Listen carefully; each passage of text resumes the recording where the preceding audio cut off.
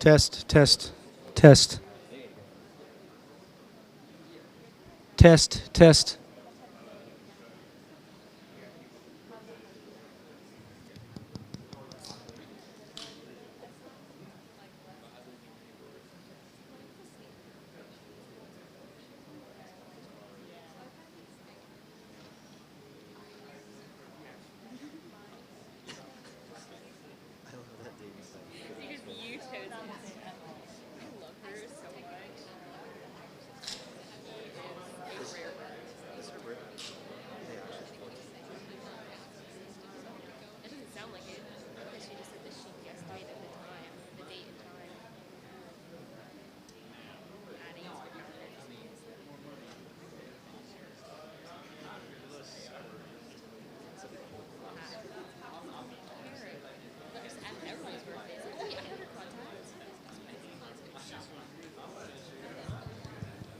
Test, test, test.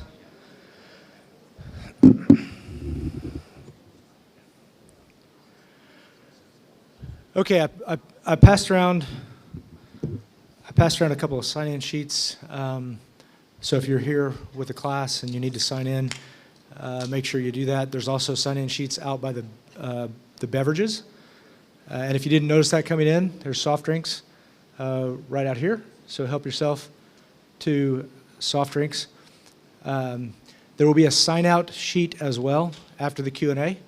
So make sure that you do the sign-outs. The sign-out sheets will be out by the beverages as you're leaving.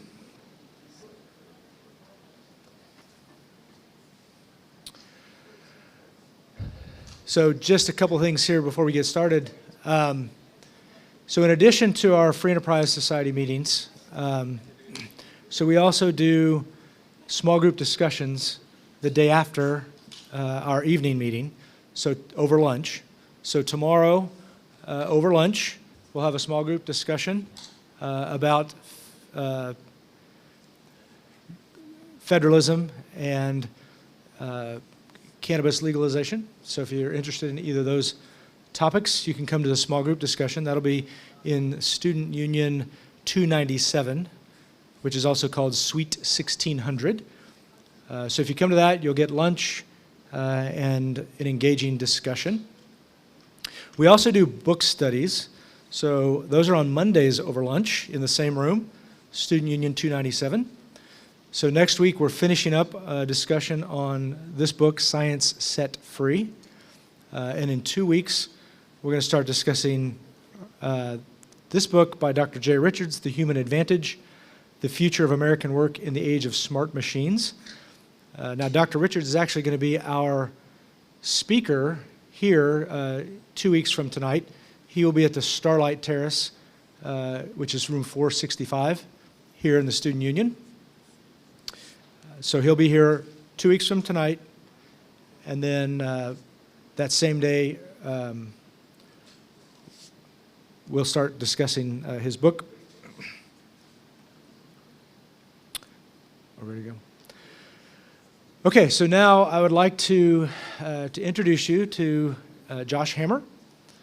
Josh has an econ degree from Duke University and his law degree from Chicago School of Law. And he is so he's a constitutional attorney, scholar, speaker, and writer. He's going to talk to us tonight about bluntly reclaiming federalism to sustain a divided nation. Good? All right, can everyone hear me okay? The mic's working all right? Good? All right, great. Well, thank you, Steve. Thank you, everyone, for having me here. You know, I lived next to... Is my mic not working?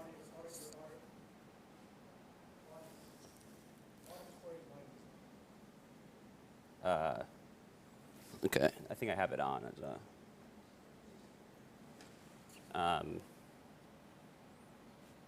is it...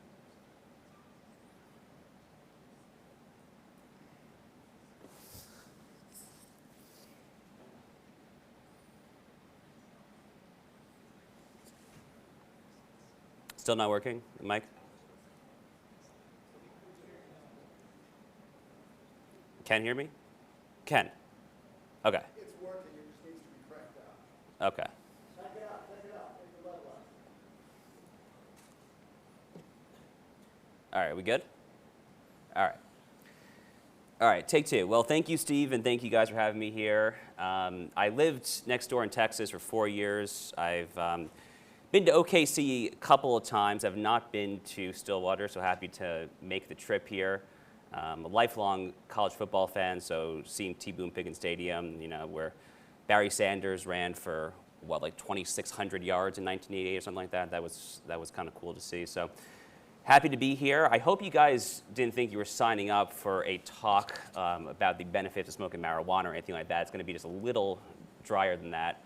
I am a constitutional attorney by training, as Steve says. We're going to talk tonight mostly about constitutional structure, federalism, things of that nature. We will kind of at the end get into kind of some more policy aspects of states' rights and federalism and where we as a country go from here being as divided as we ever are. But let's kind of take it back a step and just start with first principles here.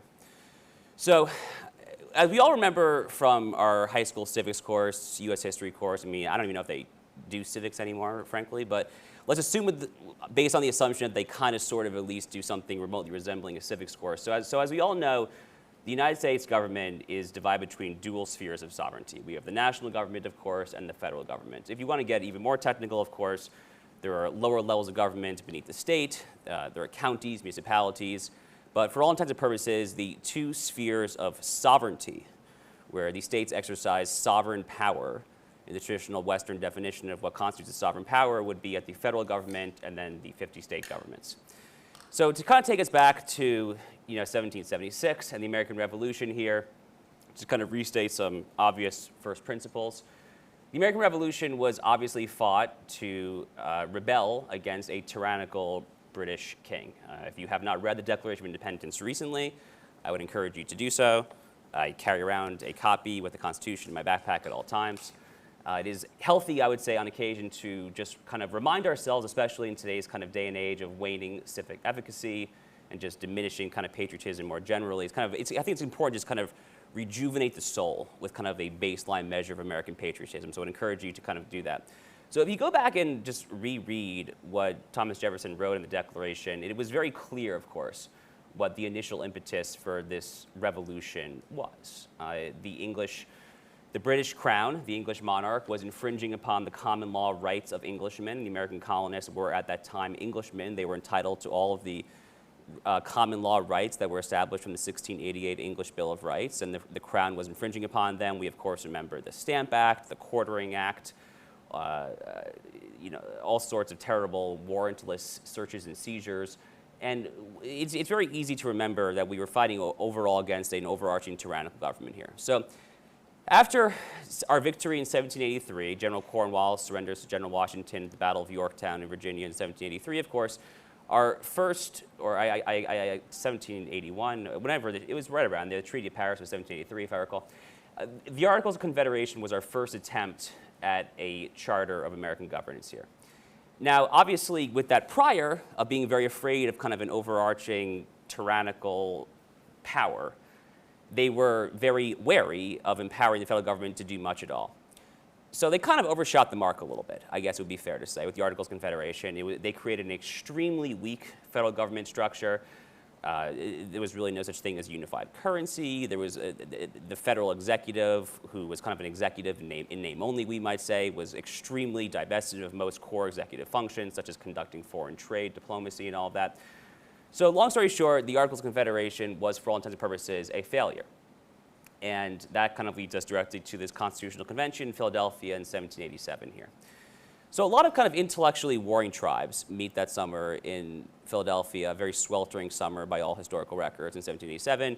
You have kind of your more kind of Anglophilic, kind of common law centric, kind of maybe we might say kind of stronger nation state nationalist conservatives, folks like Alexander Hamilton, John Adams.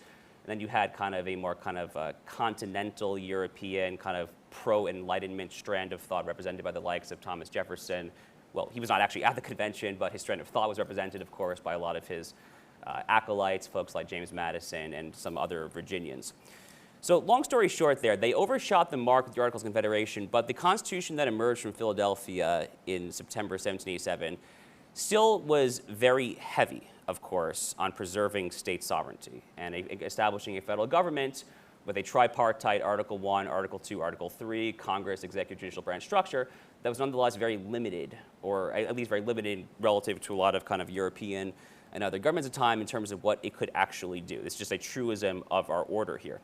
So, for example, of course, it was a given that this Constitution would establish that federal law was supreme. That's how we got the Supremacy Clause of Article 6 of the Constitution, which says that the Constitution, laws passed pursuant to the Constitution, that would be statutes, and treaties are the supreme law of the land.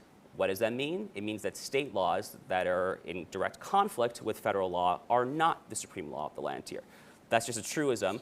So there were certain things about the Constitution that were clearly establishing federal superiority, no doubt about that.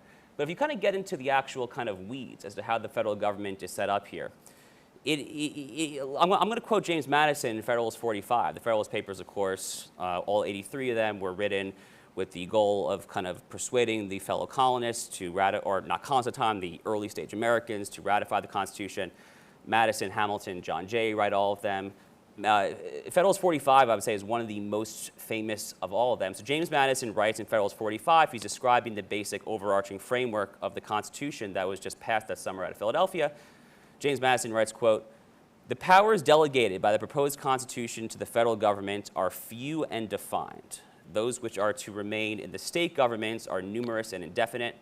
The former," so the federal powers, "the former will be exercised principally on external objects as war, peace, negotiation, and foreign commerce. The powers reserved to the several states will extend to all the objects which in the ordinary course of affairs concern the lives, liberties, and properties of the people and the internal order, improvement, and prosperity of the state." So what he's getting at there is basically just kind of, he's encapsulating, distilling, I would say, the basic structure of the Constitution that passed out of 1787. So what is that structure? I keep on referring to that. So again, Article 1 establishes the Congress, Article 2 establishes the executive branch, Article 3 establishes the judicial branch. From my perspective, those were passed in order of intended superiority. Anyone who tells you the three branches were intended to be simply kind of co-equal, that's kind of a catchy slogan that doesn't really stand up to close historical scrutiny here. So Article 1 establishes the Congress, which was intended, I think, to be, for all intents and purposes, the predominant branch. There's actually a direct line from Madison in the Federalist Papers where he says in Republican form of government, that's lowercase r Republican form of government, the legislature necessarily predominates. And that was a fairly ubiquitous line of thought, I would say. Folks like Hamilton were certainly more in favor of executive power, but no one was anything close to a monarchist or anything like that, of course. So in Article 1, which again establishes Congress, it's in Article 1, Section 8, which is what I have it turned to right here, that enumerates 18 powers. There are 18 powers that Congress has. Those are the core powers. And then Article 1, Section 9, Section 10, of course, get into some of the powers that the federal government and the states cannot do. But Article 1, Section 8 establishes 18 powers that the federal legislature can do. And then, of course, we're not going to have time to kind of get into the whole debate over the ratification of the Bill of Rights. But when you get into that debate over the ratification of the Bill of Rights, ultimately, effectively, Amendments 1 through 8, the First Amendment obviously being free speech, free religion, all of that. Eighth Amendment, cruel and unusual punishments that are prohibited. Amendments 1 through 8 end up being individual rights.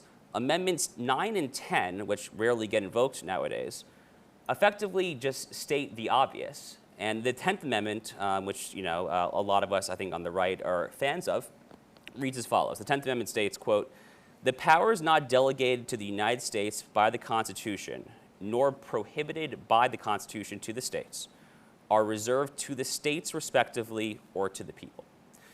So, mull on that, think about that for a second here. The 10th Amendment is extremely clearly saying that the powers that are not given to the federal government, because recall, at the Constitutional Convention, the states already existed. The states sent their delegates to create this limited national government. Any powers that they divested to this new sovereign, this new national sovereign, they willfully divested while necessarily then retaining all of their residual sovereignty. That's all the 10th Amendment is saying here. That's what Madison is saying in Federalist 45. So we'll come back to Madison in Federalist 45. Don't forget that. So in these 18 enumerated powers in Article 1, Section 8, there are some that we frankly don't really think about at all these days. There are really three powers that, at least to the reader, are written in quite sweeping terms, and I think are the subject of whether it's kind of litigious, legal debate, or at least kind of intellectual, academic debate as to what the framers of the Constitution had in mind here. So those three powers, the first is less relevant from a litigation perspective, the other two are more prominent here. The three clauses I have in mind here are the General Welfare Clause, which is Article 1, Section 8, Clause 1, the Commerce Clause, which is Article 1, Section 8, Clause 3, and the Necessary and Proper Clause, which is Article 1, Section 8, Clause 18. So why don't I just read those three real quick here. So the General Welfare Clause reads, quote, "The Congress shall have power to lay and collect taxes, duties, imposts, and excises, to pay the debts and provide for the common defense and general welfare of the United States." The Commerce Clause reads, quote, "The Congress shall have power to regulate commerce with foreign nations." Pay attention here, this is a very important one. "The Congress shall have power to regulate commerce with foreign nations and among the several states and with the Indian tribes." We're going to come back to that. And then the third power, it would be the Necessary and Proper Clause, the one that I want to flag here, which reads, "The Congress shall have power to make all laws which shall be necessary and proper for carrying into execution the foregoing powers," so Article 1, Section 8, Clauses 1 through 17, "and all other powers vested by this Constitution in the government of the United States or in any department or officer thereof." The General Welfare Clause will be less relevant for our purposes here. The Commerce Clause and the Necessary and Proper Clause will be where the action more or less resides. So one of the first, I would say very important, for lack of a better term, Commerce Clause cases ends up being a case called Gibbons versus Ogden, which comes in 1824. The basic fact pattern in Gibbons versus Ogden involves a river. It involves navigable waterways, we might say, to kind of use the slightly fancier terminology here. And the waterways, they form the boundary between two states here. What is Congress's role, basically, in regulating this? So this is the first instance of a slightly broader construction of the Commerce Clause. It's an opinion written by Chief Justice John Marshall, probably the most famous Chief Justice in American history. He's probably most famous for writing Marbury versus Madison, which, as we all remember, established judicial review, I guess, would be the way that most people learn that. I have some quibbles with that phrasing, but that's a topic for another day. So in Gibbons versus Ogden, the court holds, quote, "If, as has always been understood, the sovereignty of Congress, though limited to specified objects, is plenary as to those objects, the power over commerce with foreign nations and among the several states is vested in Congress as absolutely as it would be in a single government, having in its Constitution the same restrictions on the exercise of the power as are found in the Constitution." Marshall continues, he says, quote, "The power of Congress then comprehends navigation," we're talking again here boats on waterways between states. "The power of Congress comprehends navigation within the limits of every state in the Union." Here's the key clause here. "So far as that navigation may be in any manner connected with commerce with foreign nations or among the several states here." So he's not extending it to kind of a river that is solely intrastate within one state here. So again, hold on to that thought here. Bear in mind here that John Marshall was considered, he was a much more kind of nationalist figure. His jurisprudence was that of kind of a Lincolnian kind of nationalist leader in many ways, so he wasn't even necessarily the most sympathetic to kind of like the strong federalism, strong 10th Amendment view, and even he is going out of his way here to say that federal congressional regulatory power over navigable waterways is strictly limited to that which affects commerce with foreign nations or among the several states. So again, just put that in the back of your mind and let that sink in for a second here.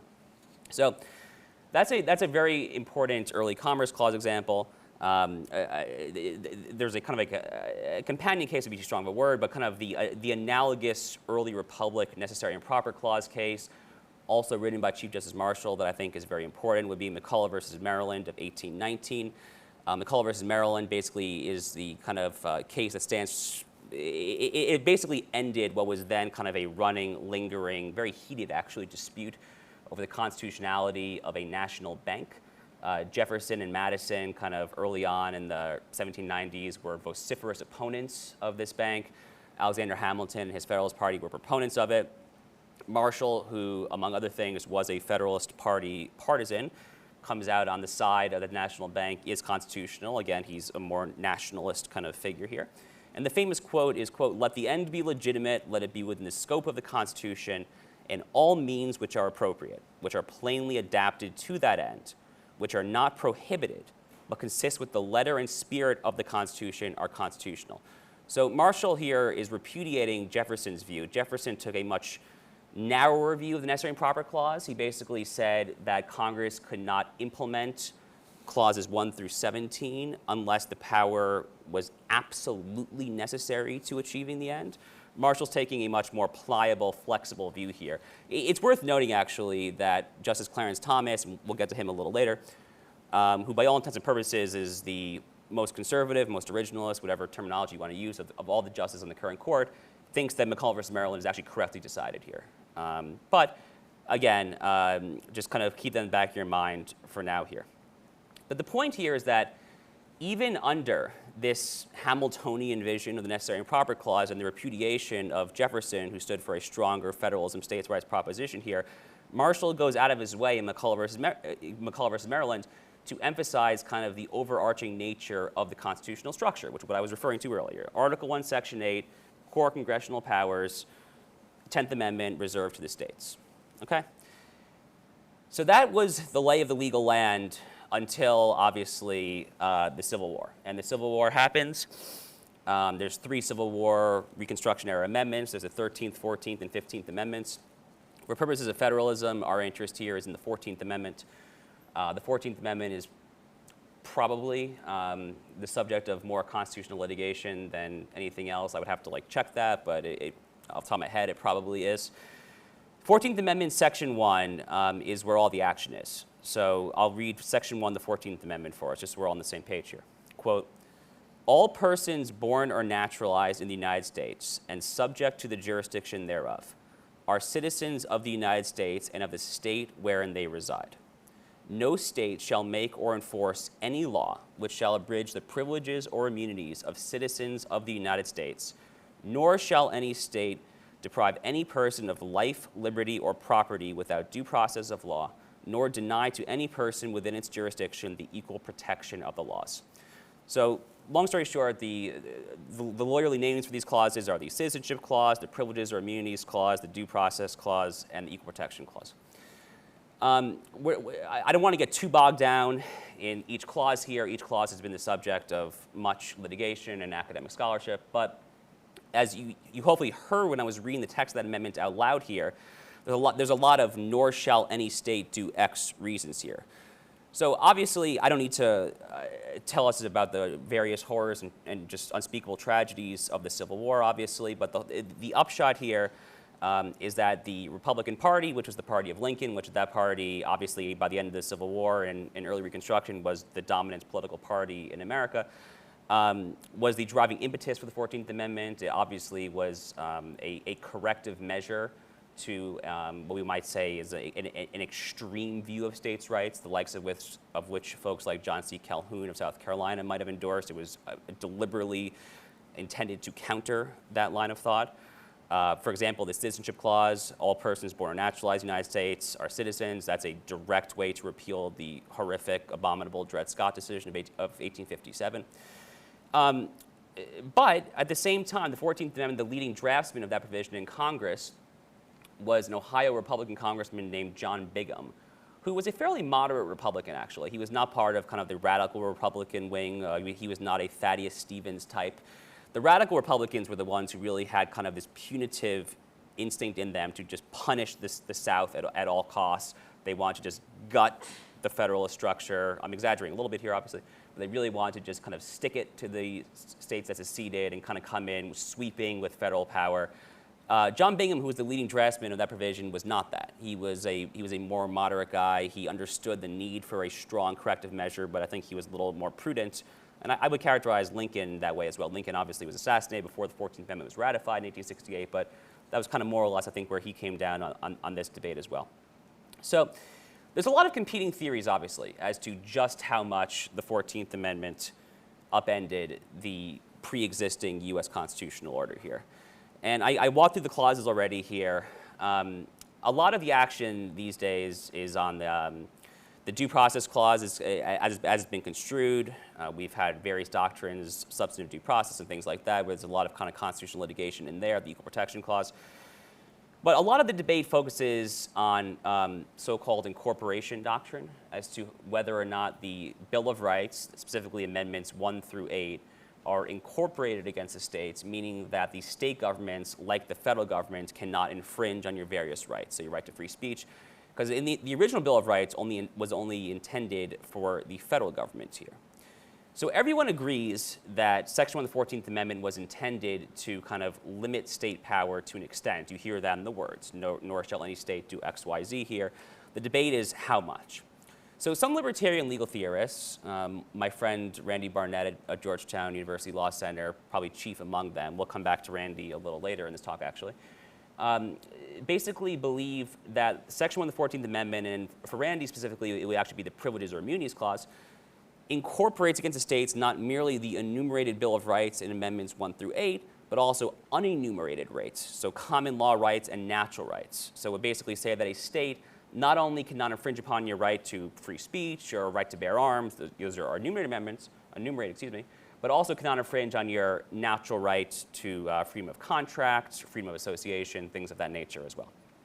Then there's a more limited view that is popularly associated with a law professor at the University of Richmond School of Law named Kurt Lash.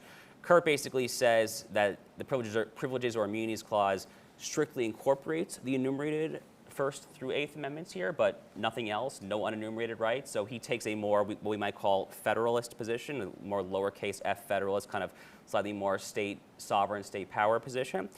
And then of course there's what we might call like the OG conservative position, which is kind of out of favor these days, which is the position of Raoul Berger, who basically said that the Bill of Rights does not incorporate anything at all. The main argument there is that if the Due Process Clause is itself saying, nor shall any state deprive any person of life, liberty, or property without due process, then it doesn't make a lot of sense that the Bill of Rights would be incorporated if the Due Process Clause is in there. It's kind of just a textual construction argument. So we're not, again, we don't have time to kind of evaluate the merits of some of these theories, but the point here, the point I'm trying to make here is that post-Civil War, I do think it's fair to characterize the 14th Amendment as a de facto refounding of the country. We emerged out of the ashes of this just horrific conflict that could have and almost nearly tore the country apart here. So the question is how much federalism emerged from that, but no one denies that there was at least some degree of federalism that emerged from that, probably still a pretty strong degree of it. It's just a question as to how much here. So this is, again, kind of the consensus for a little while here in the late 19th century, kind of in the Gilded Age, turning into the early 20th century, in the early 1900s. And there's a famous quote that we're going to come back to as well, where Justice Louis Brandeis, who, not a conservative. Justice Brandeis is many things. He was not a conservative. He was kind of he was the Supreme Court justice who kind of gave us the idea of a right to privacy way before the court constitutionalized this right to privacy in the Griswold versus Connecticut case of 1965. But despite the fact that Justice Louis Brandeis is not exactly a conservative, he had this wonderful, wonderful term that conservatives, myself included, tend to love. He coined the term laboratories of democracy to describe the role that the states play in our federalist constitutional structure. Specifically, that's a slight kind of misbranding of what he actually wrote. What he actually wrote in a dissenting opinion, not a majority opinion, in a dissenting opinion in a 1932 case called New State Ice Company versus Liebman, Justice Brandeis was describing how, quote, a single courageous state may, if its citizens choose, serve as a laboratory and try novel social and economic experiments without risk to the rest of the country. So again, like, chew on that. We're going to come back to that a little later here. So Justice Brandeis wrote that in 1932. 1932 election, we all know how that ends. FDR is sworn in. Herbert Hoover was not managing the Great Depression very well, and Americans kind of wanted a heroic figure to kind of lead them out of the depths of this horrific depression. So FDR comes in with the New Deal. It's a sweeping economic agenda, of course. And part and parcel of that agenda is not just making effective use of the bully pulpit and kind of lobbying Congress to pass lots of statutes. He also needs to get his legal house in order as well here. So that means that he's basically trying to kind of hector and bully the Supreme Court justices to effectively ratify under Commerce Clause or Necessary and Proper Clause grounds a lot of statutes that Congress was passing and executive orders that he was issuing. So he battles all throughout the first term of his presidency with the so-called four horsemen of the Supreme Court. That was the conservative bloc of the Supreme Court. That would be Justices Butler, McReynolds, Sutherland, and Van Devanter. Probably the most notable example of this is a 1935 case called Schechter-Poultry versus United States. The court invalidates the National Industrial Recovery Act of 1933, which was considered one of like the shining examples of FDR's New Deal. So the court strikes it down 2 years later. And at this point, FDR is somewhere between livid and apoplectic. He is extremely frustrated, and that gets us, of course, to the infamous court packing threat. So, court packing has been back in the news for the past year or two. President Roosevelt, of course, was kind of the OG would-be court packer.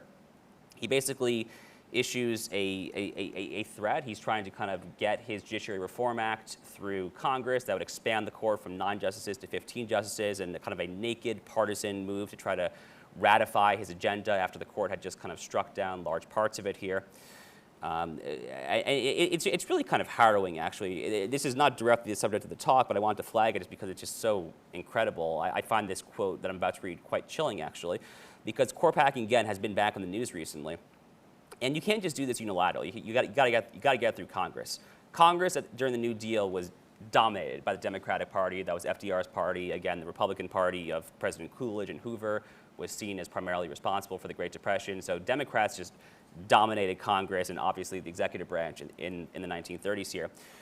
But nonetheless, the Democrat-dominated Senate Judiciary Committee, when it was presented with FDR's court packing plan, defiantly rejected it and had this to say. It's an incredible statement. Quote, "Let us of the 75th Congress, in words that will never be disregarded by any succeeding Congress, declare that we would rather have an independent court, a fearless court, a court that will dare to announce its honest opinions in what it believes to be the defense of the liberties of the people, than a court that out of fear or sense of obligation to the appointing power or factional passion approves any measure we may enact.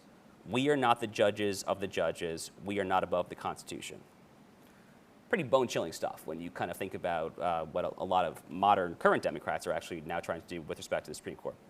But in any event, because of quotes like that and sentiment like that, FDR's court packing plan fails, but what he does get is the so-called switch in time that saves 9, where a different Justice Roberts, not Chief Justice Roberts, and a former Justice Roberts basically switches sides. He joins the liberal bloc of the court. Famously, the first case for this was a case called West Coast Hotel versus Parrish in 1937. And he then kind of solidifies kind of a pro-New Deal majority that takes a very expansive view of the Commerce Clause and the Necessary and Proper Clause. West Coast Hotel was followed like a month after that by NLRB versus Jones and Laughlin Steel Corporation, which stood for a very similar proposition here. So this then takes us to a case that we're going to want to talk about for a little bit, which is a case called Wickard versus Filburn.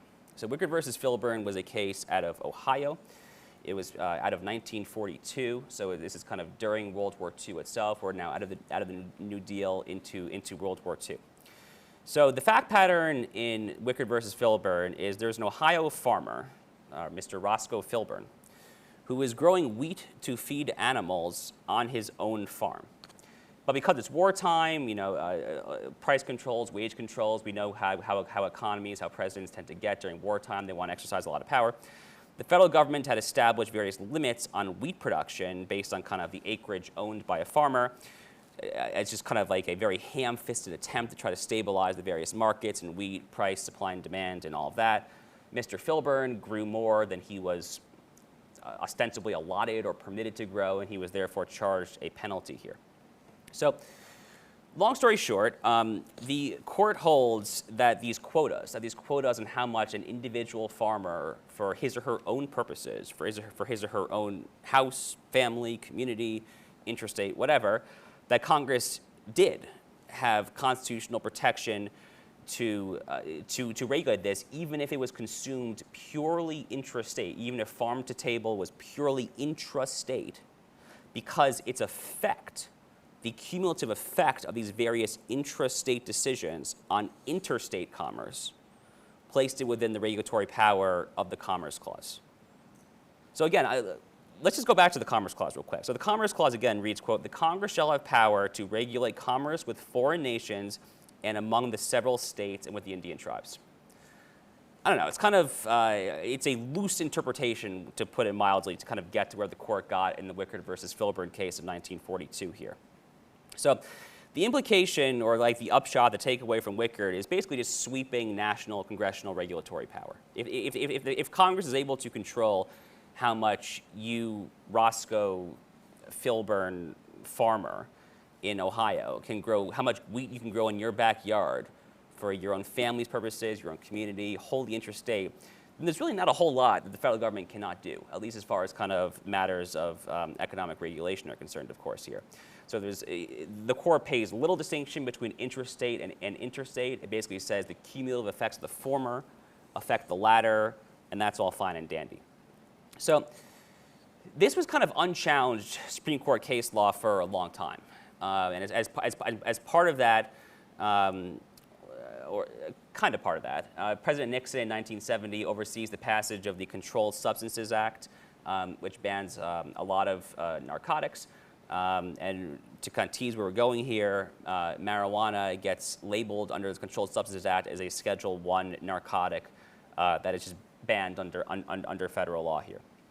So query whether he would have been able to do that. President Nixon and the Congress at the time, that is, kind of without the precedent of Wickard versus Filburn, but because they had Wickard versus Filburn on the books, they could then go ahead and do that. So again, Wickard versus Filburn goes unchallenged really for 53 years. Chief Justice William Rehnquist, who was a fabulous conservative justice, he was a Nixon nominee. He was one of the two great dissenters in Roe versus Wade, along with Byron White. He becomes Chief Justice. By the 1990s, the Chief Justice, William Rehnquist, is kind of really dedicated here to kind of like a Federalist restoration. That's one of his kind of like pet projects, is restoring kind of something along the lines of like this, the pre-Wickard status quo ante. This is kind of one of his motivating factors. And he gets his chance, and the case is U.S. versus Lopez. U.S. versus Lopez is a case out of 1995. It's a case out of San Antonio, Texas, if I recall, where the defendant in this case is charged with carrying a handgun to school in violation of the Gun-Free School Zone Act. So just thinking about like the fact pattern there doesn't necessarily strike us as obvious as something that Congress can regulate, right? I mean, the guy brings his handgun to school, San Antonio, intrastate, like what is the federal government's involvement here, right? So sure enough, again, in kind of the first kind of pro-federalism ruling, really, again, in over a half century, the court does rule that Congress has no power to regulate the activity here. And the crux of the opinion, what Chief Justice William Rehnquist does, is he breaks down the three broad categories of activity that Congress can regulate properly under the Commerce Clause. Those three buckets are, the first bucket is channels of interstate commerce. So channels being kind of similar to the navigable waterways of Gibbons versus Ogden from earlier, right? The instrumentalities of interstate commerce, or persons or things in interstate commerce. So, cars, airplanes, railroads, canals, things like that. And the last one, which some people might take issue with, is activities that substantially affect or substantially relate to interstate commerce. That's obviously kind of like the broadest, if we were a cynic, we might say mealy-mouthed of the three. Justice Clarence Thomas, concurring, would go further than Chief Justice Rehnquist. He kind of calls into question this third bucket. He basically says this substantial effect test would actually go too far. It would give Congress too much power. But for all intents and purposes here, Lopez is a big deal. Lopez is seen as kind of a one step on the way to kind of a lowercase f Federalist restoration here. We're not overturning Wickard versus Filburn or anything, but it's a step in the right direction. 5 years later, in a case called U.S. versus Morrison, which dealt with a statute called the Violence Against Women's Act, the court breaks down along similar ideological lines. It basically says the same thing. They take a slightly, some might say narrower, I would say respectful view of Congress's limited scope under the Commerce Clause. So this then gets us to Gonzalez versus Reich, which we're going to talk about for a little while here. So Gonzalez versus Reich is a 2004-2005 case out of California. I mentioned my friend Randy Barnett earlier, the libertarian leading law professor at Georgetown. Randy was actually kind of the intellectual godfather of this lawsuit, if I recall. He ended up litigating it himself before the Supreme Court. So the basic fact pattern here, again, marijuana has been, for purposes of when this lawsuit was filed, was illegal and still is illegal under federal law, going back to the Controlled Substances Act of 1970 here. But medicinal marijuana was legal under California state law. So Angel Reich is following California state law, not following federal law. He's growing medicinal marijuana in his backyard when the county sheriff's department and the DEA, the federal agents, kind of come in and basically bust them. So this leads, obviously, to a lawsuit. By a 6-3 count, the court holds that the Commerce Clause may indeed criminalize the production and use of marijuana in your backyard, even if state allows it for medicinal purposes. And the reasoning is very similar to what I read earlier for Wickard versus Filburn. It's kind of like, even if it's intrastate, these are necessarily interstate markets here. What someone does in the backyard necessarily affects the entire market, supply-demand curve. We all know how that works. Markets are liquid, fluid, yada, yada, yada here. So the majority says, quote, while the diversion of homegrown wheat, so they're kind of directly citing Wickard here, while the diversion of homegrown wheat tended to frustrate the federal interest in stabilizing prices by regulating the volume of commercial transactions in the interstate market, the diversion of homegrown marijuana tends to frustrate the federal interest in eliminating commercial transactions of the interstate market in their entirety. In both cases, the regulation is squarely within Congress's commerce power because production of the commodity meant for home consumption, be it wheat or marijuana, has a substantial effect on supply and demand in the national market for that commodity. So they're kind of actually using that Rehnquist language from Lopez. Rehnquist actually dissents in this case, so it's not that wouldn't be fair to the late Chief Justice, but they're kind of using that Rehnquist-like language about substantially affect, substantially relate here. Justice Scalia, who obviously was kind of a paragon of originalism, he took a generally more narrower view of the Commerce Clause. He was in the majority in Lopez, in the majority in Morrison. He concurs in this case. My friend Ilya Shapiro of the Cato Institute cheekily refers to this as the war on drugs exception to Justice Scalia's Commerce Clause jurisprudence. He tries to attempt it to justify it on necessary and proper clause grounds. But anyway, the two dissenting opinions in the Reich case are from Justices O'Connor and Justice Clarence Thomas.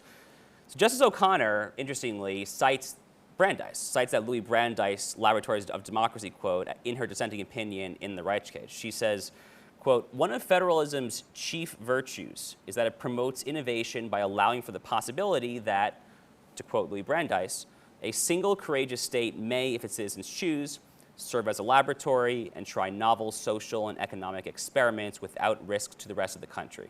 So she's directly invoking that kind of Brandeisian notion of laboratories of democracy here in her dissent in the Reich case. Justice Thomas, as is his wont, as he often does, goes even further here. He says, quote, there is certainly no evidence from the founding that suggests commerce included the mere possession of a good or some personal activity that did not involve trade or exchange for value. In the early days of the Republic, it would have been unthinkable that Congress could prohibit the local cultivation, possession, and consumption of marijuana, or by extension, really anything here. If the majority is to be taken seriously, he continues, the federal government may now regulate quilting bees, clothes drives, and potluck suppers throughout the 50 states. This makes a mockery of Madison's assurance. This takes back to the quote I read earlier in Federalist 45. This makes a mockery of Madison's assurance in Federalist 45 that the federal government's powers are, quote, few and defined, while those of the states are, quote, numerous and indefinite here. So Gonzalez versus Reich, I think, was obviously a sizable setback for folks who wanted to take a more kind of respectful, kind of founding era-rooted conception of the Commerce Clause here. It is worth noting that 7 years after that, and kind of the the infamous first Obamacare decision, NFIB versus Sebelius, that there were 5 votes on the non-justice court to say that the individual mandate could not be upheld on Commerce Clause grounds. That's obviously, as we all remember, why the Chief Justice John Roberts had to rewrite this thing as a tax, was because the mandate could not be upheld on Commerce Clause grounds. So I don't want to undersell the extent to which kind of the Rehnquist era Commerce Clause revolution was successful. It definitely was successful to an extent here, but Reich was definitely a bit of a setback. So after Reich, notwithstanding that, the Obama administration kind of begins they basically choose to not enforce the Controlled Substances Act as it applies to marijuana the vast majority of the time. Legal scholars will debate whether this is kind of a prudential implementation of the doctrine of prosecutorial discretion, or whether it's kind of an abandonment of the executive's obligation to take care that the laws are faithfully executed. But after the Obama administration starts doing this, then we see kind of mass action in the various states to legalize marijuana on not just medicinal grounds, but sometimes recreational grounds. So Colorado is kind of the first out of the gate here. Colorado, they legalized around 2014 or so. This is the second Obama term. Full disclosure, I used to live in Colorado. I do not think that experiment has ended well as a policy matter there. Like, highway fatalities are way up. The homeless situation in Denver, where I used to live, is just utterly atrocious. And there are all sorts of various other data points that suggest to me this is not necessarily where we should go as a policy matter here. But as a legal matter, it's interesting that even after Gonzalez versus Reich, a lot of the states have started to do this. So let's kind of take a step back here and try to bring this slowly to a close. The upshot here, and kind of the message that I want to really communicate to you guys, is that this Brandeisian notion of laboratories of democracy, to kind of take us back to James Madison writing in Federalist 45 here, as quoted by Justice Thomas in his dissent in Gonzalez versus Reich, and then of course Justice O'Connor in her dissent in Gonzalez versus Reich quotes the Louis D. Brandeis quote about laboratories of democracy. This is a generally good thing. We should look favorably at the notion that the various states have some degree, a large degree perhaps, of autonomy to do that which they are not forbidden to do here. I mean, America is an extremely diverse country in any way that you could possibly, obviously, define the term diverse, culturally, politically, religiously, and so forth here. And I guess more generally here, just thinking out loud for a second here, when I think about how divided we are, and we are really divided here. There was a recent poll a week or two ago out of the University of Virginia Center of Politics. I think Larry Sabato kind of heads that organization up. This poll basically said that majorities, not pluralities, outright majorities of both Democrats and Republicans now think that the other party poses an existential threat to the republic. That's not good.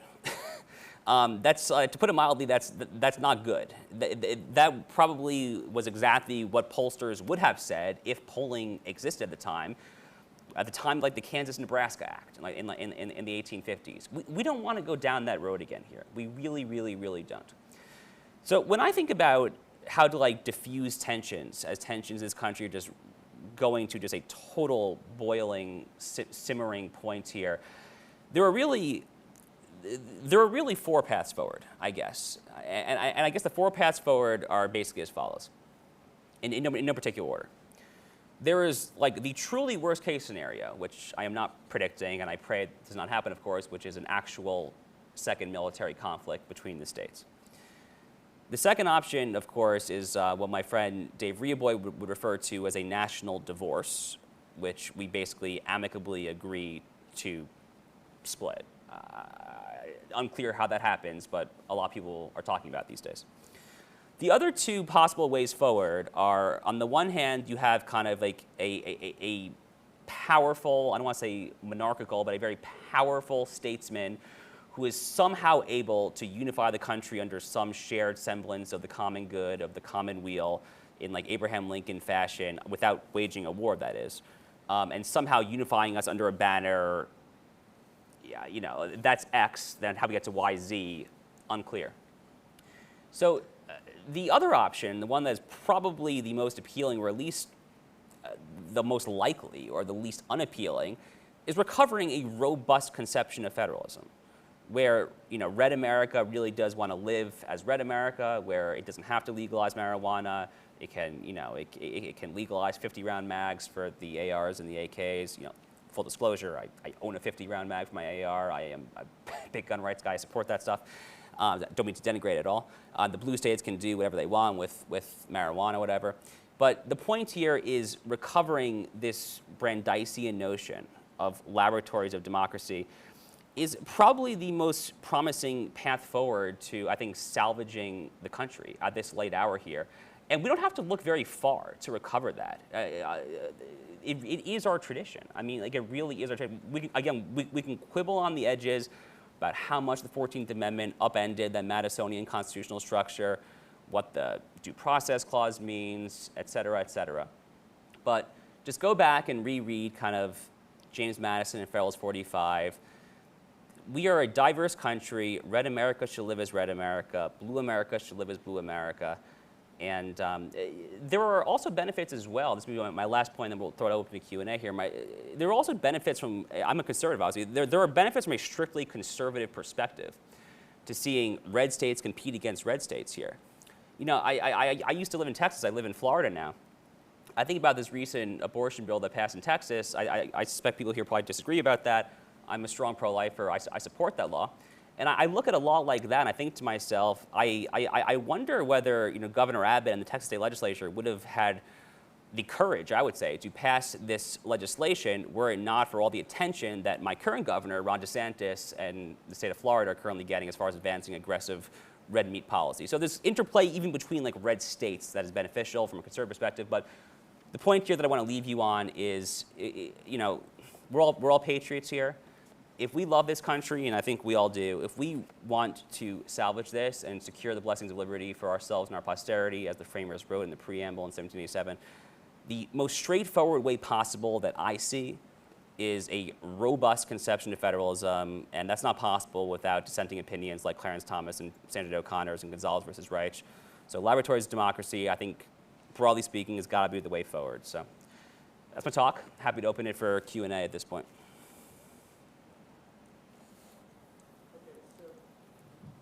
Okay, so we have about 10 minutes for some Q&A. So you can just come down here to the microphone if you have a question. So I'll start here. So returning power to the states would greatly diminish the power of politicians in Washington, D.C. Under what circumstances do you see that shift of power actually occurring?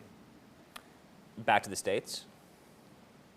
Yeah, I mean, what would it take for federal politicians to relinquish the power that they currently have in order to have a return to federalism? Got it. Well, I'm not exactly bullish on something like that happening. I mean, it probably would have to come from the courts, is the honest answer here, right? I mean, you know, finding a selfless politician who does not want to, who has invested with some degree of power, who does not want to exercise power, has always been a tall order, you know, going back to obviously at least as far back as Machiavelli and really further back than that here. So I think the likeliest path forward for that is not necessarily that a kind of swath of civic-minded, patriotic elected officials kind of congregate and form a new caucus, the Federalism Caucus or whatever. That seems unlikely. I mean, look, I mean, the House Freedom Caucus has had some folks who try to do that. I mean, you know, my friend Chip Roy, the congressman in Texas, Chip is all in on this stuff. So, like, there are some diamonds in the rough for sure here. But overall, from like a higher level and what trickling downstream, I think it probably has to happen from the courts. We need some kind of Rehnquistian Clarence Thomas S. juris who will actually kind of get in there and say you can't do X. So I think the better path forward is probably, there are no easy paths forward here. I mean, I'm generally pessimistic on conservative judicial nominations. So I'm not pretending like this is like an easy thing to do. But I think it's probably slightly more viable than electing like a huge crop of selfless electors. Well, and I know you're not a fan of the courts exercising their power. So I guess it's a little bit ironic that you see that as the necessary path to federalism. Well, just to pontificate, the other path forward, of course, could be, a mass, like, lowercase r Republican, uprising is way too strong of a word. It doesn't have to be violent, obviously, but like, the Tea Party movement was kind of sort of along these lines, right? There were like local Tea Party movements, there were local hearings, people were, reading the Constitution, they were informing themselves. That's kind of like the classic, like, Tocquevillian nature as to how, like, a free people kind of regains its sense of civic virtue. But again, when we're at a place where majorities of partisans, both parties, think the other is an existential threat to the American Republic here, it's hard to see how either party could ever get to a point where they don't want to just exercise power for the sake of power, absent someone making them do it. So who makes them do it? It probably has to be the courts. So so my thinking on this is, if Congress decriminalizes marijuana, it's less likely for the courts to actually have a standing to actually bring federalism back. In other words, the fact that we currently have a great divide in terms of states that have claimed sovereignty over the criminalization of marijuana, but the federal government has retained its claim on that right, is actually what creates the potential court battle over state sovereignty versus federal control. Do you agree with that? Yeah, I think in an ideal world, Congress would take the initiative for sure. I just don't see that happening anytime soon, so I'm just trying to be pragmatic about it. But yeah, for sure. Like, in an ideal world, again, Congress is the most powerful branch. So in an ideal world, Congress would do a lot of things that Congress doesn't do, right? In an ideal world, Congress would start, declaring war when we actually want to go to war and things like that as well, right? So, I'm just trying to be like a little more like realpolitik about it. But I agree for sure with what you said. Yeah. So what do you think about an Article 5 convention of the states? So for everyone, just so we're on the same page here, Article 5 is the amendment process.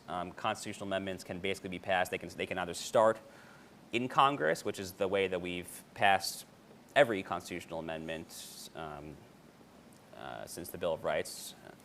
And the alternative of that is a convention of states, where we basically organize the states, and the states kind of send their own representatives, similar to how the original Constitutional Convention in 1787 was here. This idea has gained a lot of popularity during the Tea Party movement. I think Randy Barnett was a big proponent of it. Mark Levin, the radio host, has been a huge proponent of it. I've waffled on this one, I'll be honest with you. I've gone back and forth on it over the years. I worry that it might be a little too much at this hour here. I'm not sure that that is like the actual remedy here, because the inner Burkean conservative in me just worries about over-tinkering and risking so much going wrong. Now, maybe at this late hour, when tensions are this high, and we're like literally trying to forestall like potentially another conflict, that like it actually might be required.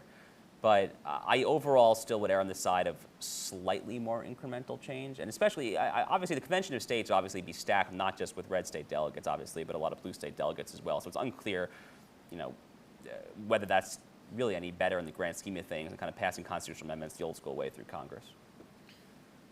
So is it possible that a threat of an Article 5 convention would convince federal politicians to relinquish the power in order to stop that from happening?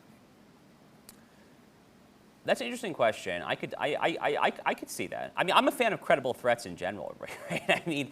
Like credible threats in like foreign policy is half the game, right? If you if we show up with like an aircraft carrier like outside Tehran or Beijing, whatever. I mean, a credible threat, like physically taking some action without actually like starting a literal or proverbial war is half the battle for sure. So yeah, no, I totally agree with that. What is you maybe went over this and I was just too dense to pick it up, but where's the current precedent for what power Congress has over its state Congress? Well, the current precedent is that Gonzalez versus Reich is, I mean, that's still good law. That's still, that has not been overturned here. Now, again, I did mention the Obamacare case and NFIB versus Sebelius, where the individual mandate was not upheld on Commerce Clause grounds. So even Chief Justice Roberts, query whether he would flip now. He's changed a lot in the past 9 years. But at least as of 2012, even the Chief Justice, John Roberts, was unwilling to say that an affirmative command to purchase a product was justifiable under Commerce Clause grounds. So, I mean, the current state of Commerce Clause jurisprudence is not great. The current state of jurisprudence on a lot of clauses is not great, to put it mildly here. I mean, I could kind of go like amendment by amendment and like explain why I think the jurisprudence has kind of gone off the rails, right? But look, the current court as constituted, my basic stance on kind of like on the current court is Republican nominated judges, conservative, originalist judges, whatever, I think have an inclination to shy away from kind of the culture war issues, right, for kind of reasons that they want to be liked in the proverbial Georgetown cocktail parties. There's this thing called the greenhouse effect, not the ozone thing, but it's named after Linda Greenhouse, a longtime New York Times Supreme Court reporter. And the theory is basically that media coverage from the obviously left-wing dominated mainstream media kind of browbeats conservatives who want to be liked here. So I think a lot of conservatives like to shy away from these kind of icky cultural issues, which is why in early July, the court couldn't even find 4 votes to grant cert and agreed to hear the Orleans Flowers case, which is this incredibly important religious liberty case. That's kind of the florist in Washington State with the gay couple. So the court shies away from those issues. But the thing about a Commerce Clause case, it's not a culture war case. I mean, this is kind of like, it's a very unsexy kind of structural case that entails economic regulation, whatever. So we do have a nominal 6-3 majority Republican nominated court right now. The Chief Justice, John Roberts himself, obviously has the NFIB precedent where he didn't uphold the mandate. So I would be curious to see what the next kind of major Commerce Clause case to come before the court would look like. But to answer your question, as of right now, Gonzalez versus Reich is still law of the land, they would say. Okay, so that concludes our time for this evening. If you have any additional questions, Josh will be around for a few minutes to address those. If you're interested in our small group discussion time tomorrow over lunch, that'll be in Student Union 297. If you're interested in book studies, those are on Mondays over lunch in Student Union 297. And then 2 weeks from tonight in Starlight Terrace, we'll have Dr. Jay Richards talking about artificial intelligence. Will smart machines take our jobs? So thank you all.